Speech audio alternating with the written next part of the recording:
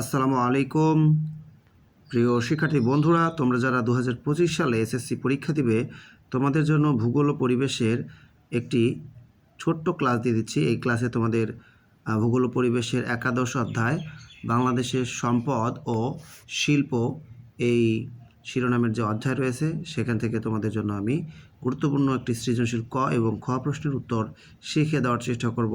তো চলে আসছি মূল পড়া দিকে। বন্ধুরা, তোমাদের জন্য ভূগোল ও পরিবেশের সমস্ত অধ্যায়ের পড়াই তৈরি করব এই চ্যানেলে, তো অবশ্যই চ্যানেলটা সাবস্ক্রাইব করে রাখবে।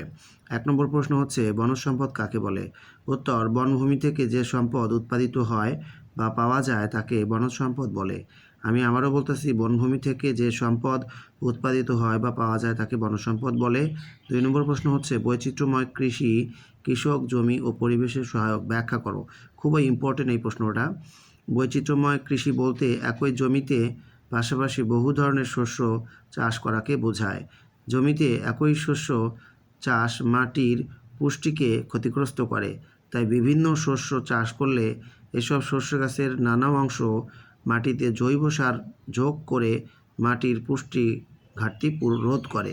এভাবে শস্য বহুমুখীকরণ অর্থাৎ বৈচিত্র্যময় কৃষির মাধ্যমে কৃষক নিজের উপকার সাধন করে এবং পরিবেশকে উপকৃত করে।